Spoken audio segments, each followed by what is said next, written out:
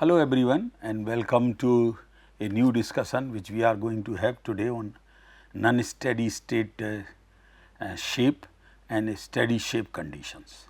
But before that we discuss, I thought for the completeness and for thought provoking, because in earlier examples sometimes I have been giving examples of Indian aquifers and geologic conditions and other things. So, I thought that first I will discuss that part and then will come directly to the topic. So, you know that the main organization in the country is a Central Groundwater Board, which looks after the groundwater resources of the country.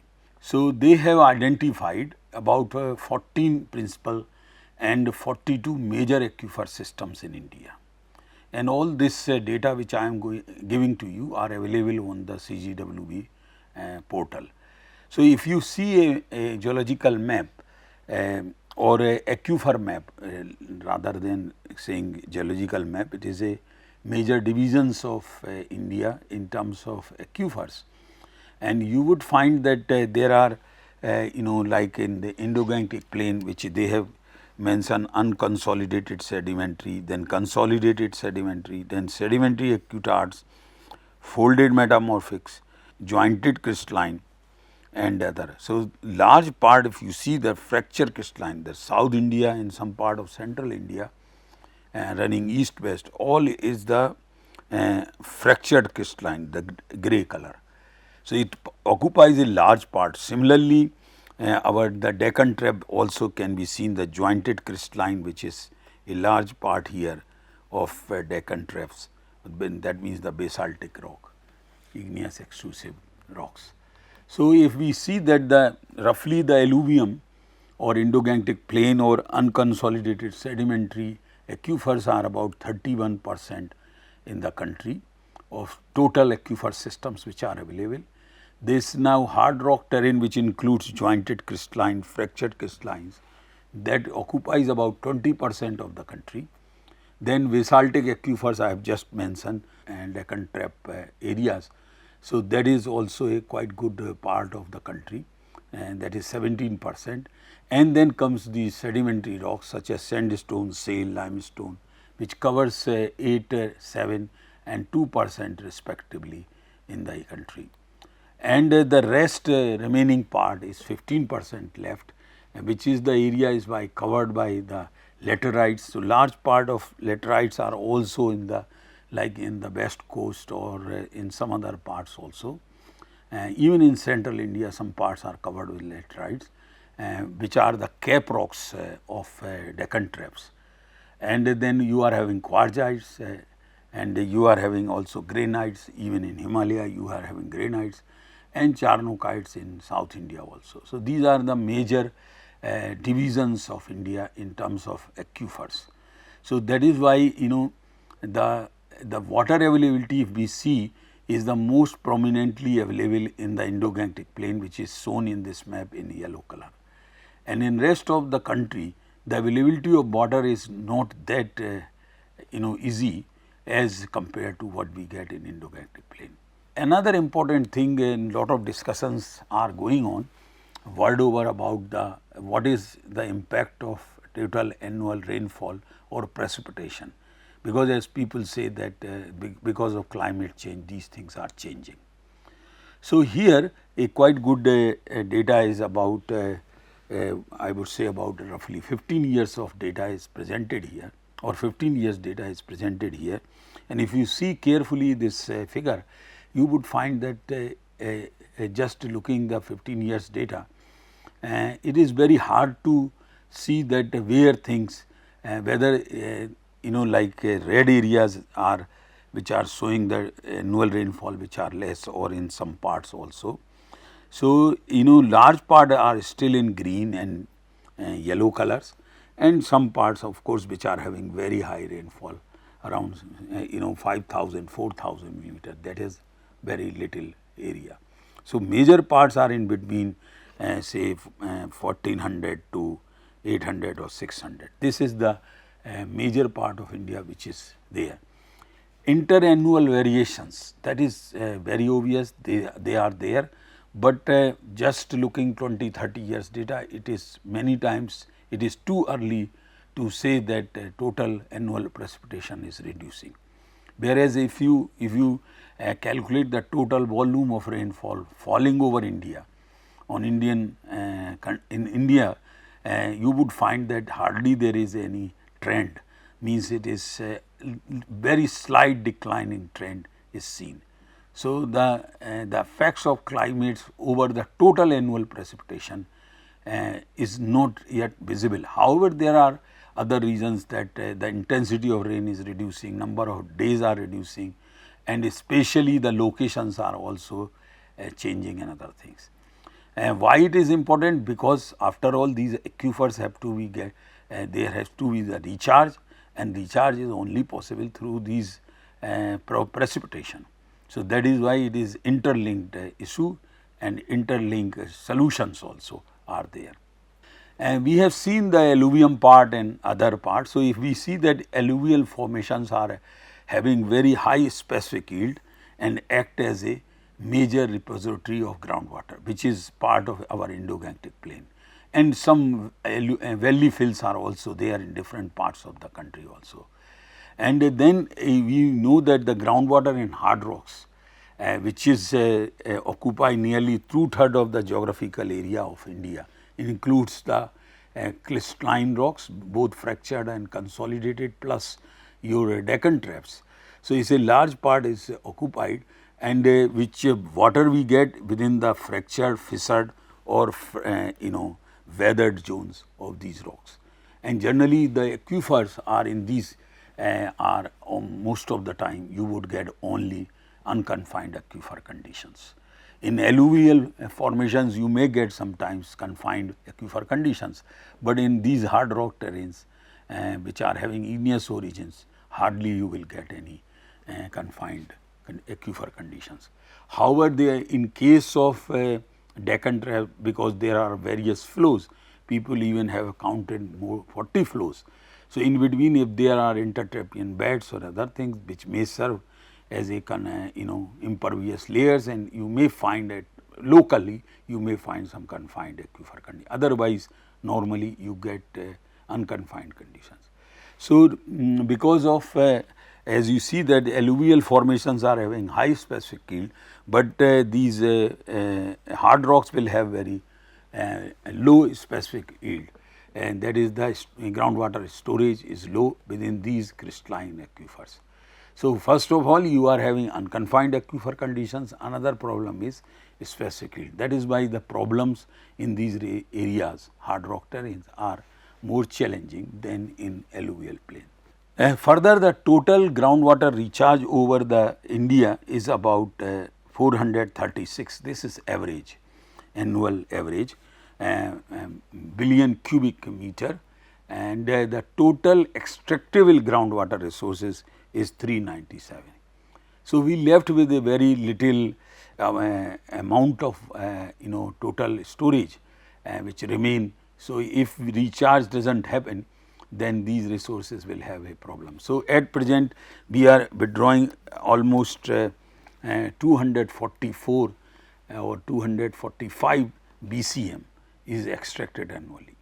So, that kind of scenario is in front of us in case of groundwater. So, the best solution can be when we are having at places sufficient rainfall, sufficient depending on in relative sense, and if we can save that water and recharge our aquifer, whatever in confined or confined aquifers, then we can really meet out the demands or the challenges associated with groundwater.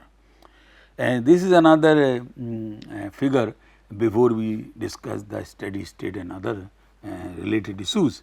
This is the data which is 0.1 degree by 0.1 degree graded data, and this is about the groundwater recharge.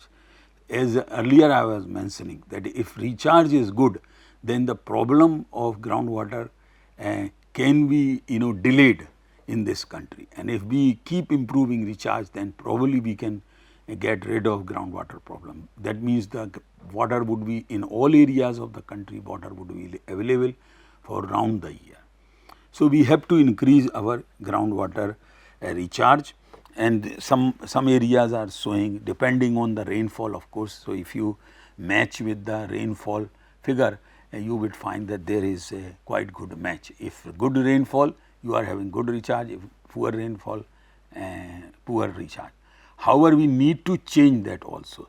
Even if there is a poor rainfall, our recharge should not be reduced, and if that can be achieved, then we will have not much problems related with groundwater.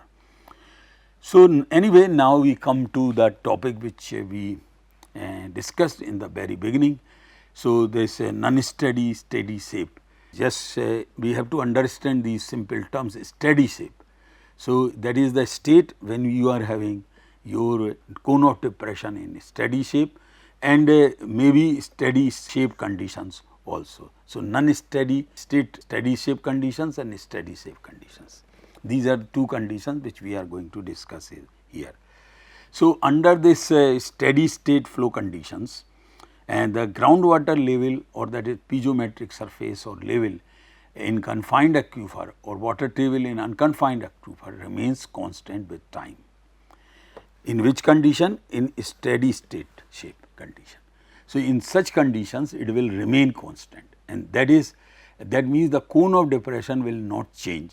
That means there is a sufficient amount of water available in aquifers, whether it is confined or confined, and if a withdrawal is not very high, then the shape of this cone of depression will be in a steady state. So, not much problem would be there. Therefore, the groundwater level, as we know, is a function of space under steady state flow conditions, because within the subsurface conditions is a function of space. If in large area water is available, then this steady state condition can be maintained for cone of depression. Now, steady groundwater flow occurs in an aquifer system when the rate of groundwater recharge is equal to the rate of groundwater discharge. Many times it is very difficult to achieve such ideal conditions, that whatever I am withdrawing, I am also recharging.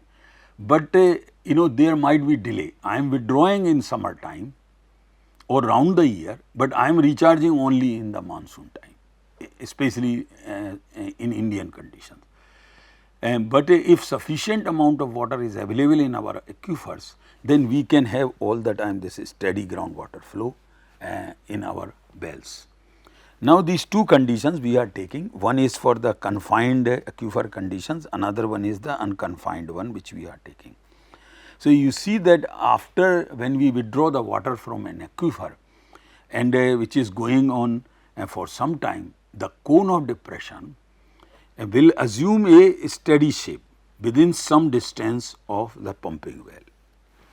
So, here what you are seeing on the left figure, this is the steady flow to a pumping well, that it is not changing or it will achieve a steady shape, and you keep withdrawing water and the water from the surrounding will keep coming and there will not be much problem.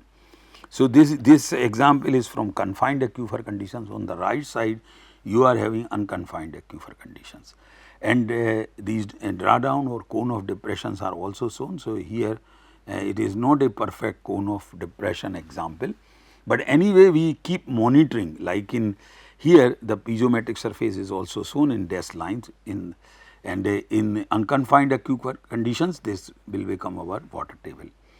So, here we keep withdrawing and keep monitoring through these wells, and therefore, we can draw these drawdown curves very easily. So, these are the observation wells which you can see, the same wells are here, but here wells are not going, because these on the right side you are having unconfined aquifer condition, therefore, the wells are not going to the confined aquifer. Here there is no chance.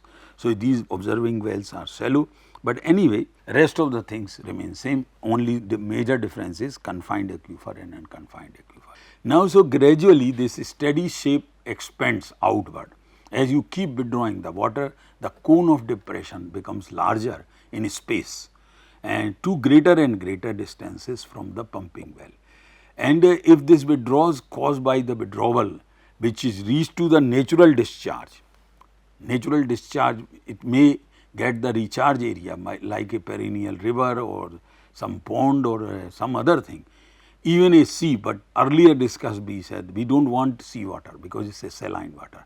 So, anyway, so if we can achieve this drawdown reaches to a recharge area, then obviously you can maintain very well nicely the steady shape of your cone of depression or this drawdown curves. As discharge is decreased, under some circumstances recharge is all increased. So, in that way we can maintain the steady shape. Further, if when the reduction in natural discharge plus any increase in recharge approaches closely the rate of withdrawal, the lower the water level approaches a limit beyond which there will be no further decline, because the cone of depression or the drawdown curve becomes almost flat, and once the drawdown curve becomes flat, then it is achieving a steady shape conditions.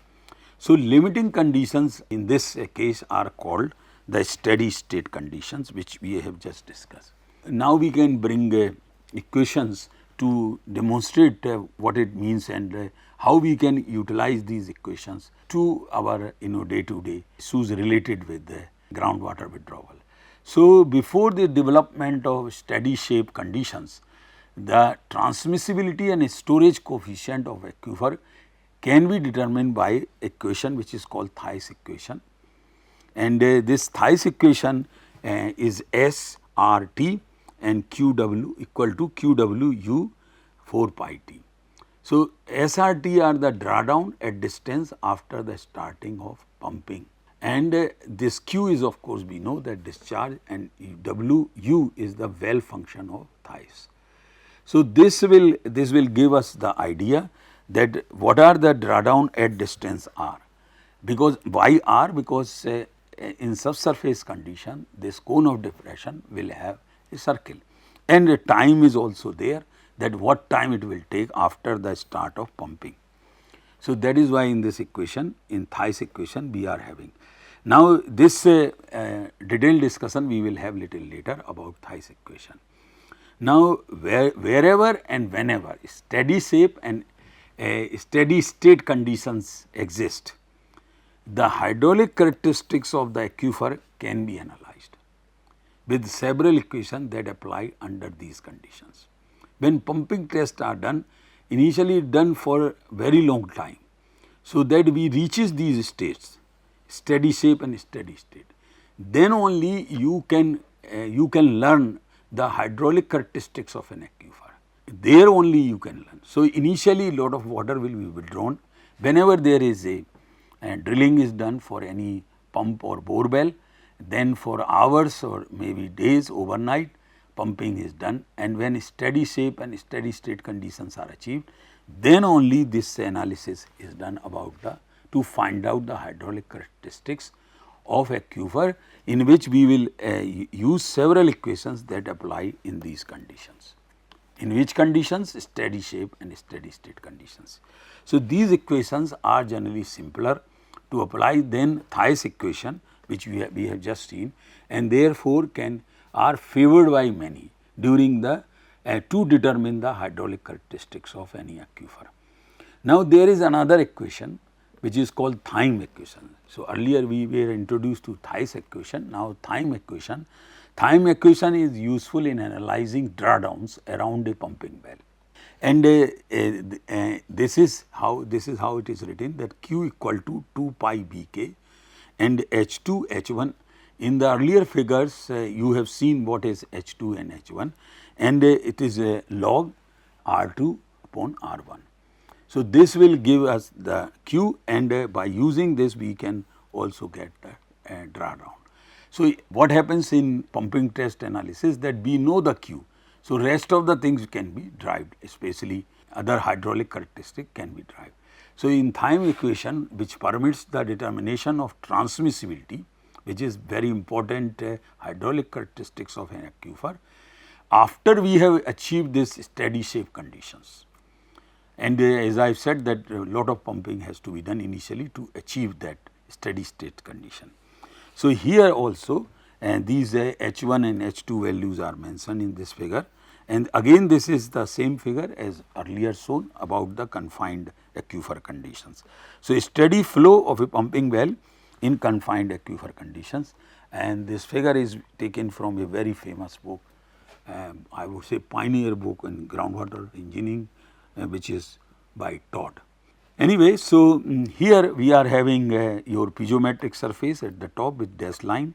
The drawdown curve is also shown, or cone of depression. There are two observation wells are also there, which you can see. This is the current water level, and other parameters are also, other values are also shown here. R1 and R2, which have been used in the equations, are also here. So, when only two observation wells are available, in this example we are having only two, but in real examples we may have many, in which we keep measuring the water level while pumping test is going on. So, when these two are, suppose two are available, then drawdown in these wells, or drop in the water level at the same time when the withdrawal in the main well which is being tested for the aquifer characteristics, the Q is here. So, when this same time is substituted in the equation, in the Thiem equation, together with the distance of the wells, which is R1, R2 from the wells, pumping well, then pumping rate also is incorporated in that one. By doing so, we can have a chart or a figure like this, which shows a cone of depression. It appears in semi-logarithmic graph as a straight line, and all this H1, H2, H3 can be plotted. Same with the help of these only this line is plotted. So, this is a semi-logarithmic scale, only on one side you are having logarithmic scale, that is on x, and drawdown is of course in the feet. So, that in this figure is the same as we have been using earlier. So, solution of the Thiem equation, which we have seen earlier, using drawdown in two wells, in our example we are taking only two wells, can be achieved with the data from both the above figures. That means, we can use this figure on a semi-logarithmic scale to find out these values or corresponding values also. Similarly, the observations wells are located in this, suppose they are located at 100 feet, that is R1 equal to 100 feet and R2 is 300 feet from the pumping well, which is in this case is this one, and then discharging and is happening as 500 gallons per minute for several days, as I have said, for overnight, for 24 hours, for 36, long enough to establish steady shape condition. This is important for any kind of pumping test. This is important that the withdrawal should becomes, the Q becomes constant. Once the Q become constant, then you can start analyzing hydraulic characteristics of aquifer, and we assume at that time that the drawdown curve has achieved a steady shape conditions. So, in such conditions, the drawdown at these points in this, when we substitute these values, will be 3.6 and 1.7 feet respectively. Where that means at this value would be 3.6 and this H1 value, or from top if we measure water level, and this would be less, that is 1.7 feet. So, likewise we can analyze the situation, or we can get these values. So, this is the substitution which is done here, and then you get the transmissibility by getting these values, and the transmissibility is in this 66,000 gallons per day. It is converted to gallons per day per feet depending on the drawdown. So, the transmissibility is for that basically this is saying the hydraulic characteristics of aquifer or hydraulic capabilities of an aquifer, that this aquifer can be used to withdraw at least this amount of water per day here. So, then that means now we know that what kind of pumping would be required from that water, and what kind of capacity of pump would be required, and energy can also be calculated. So, suppose for some industry or housing society that much amount of water is required, then all these things can be estimated even before the regular pump is installed or submersible or other and other requirements. So, individual wells or the aquifers characteristics can be identified through pumping wells through these equations, and then they become reliable. They will work in future also, hopefully similarly, but the condition is that they should in the surrounding we must be having some recharge resources, and generally as we have discussed, the recharge happens mainly in this country during monsoon time. However, there might be some perennial rivers or ponds or other things which may also provide recharge, that will only allow. So, what would happen to the flow nets near aquifer boundaries, which we have seen that if several observation wells are available. In earlier discussion we have seen only we were considering 2 wells, but suppose more wells are available, then the drawdown of each convenient time can be plotted on semi logarithmic paper. So, then we will have better control over that curve in the semi-log paper, and if the Thiem equation or the formula is applied, then and if the either steady shape or steady state conditions exist, all points should plot on a straight line. This is another important thing, as you have also seen in the semi logarithmic plot, that they will all come on the straight line, and 2 values of drawdown which is minimum are required, and corresponding values of distance are selected arbitrarily and are substituted in the Thiem equation, and this will give you a plot, and by which you can estimate that even if you get a third observation well or fourth observation well, you would know that what kind of drawdown will be or what kind of drop in water level piezometric surface in that particular well is expected.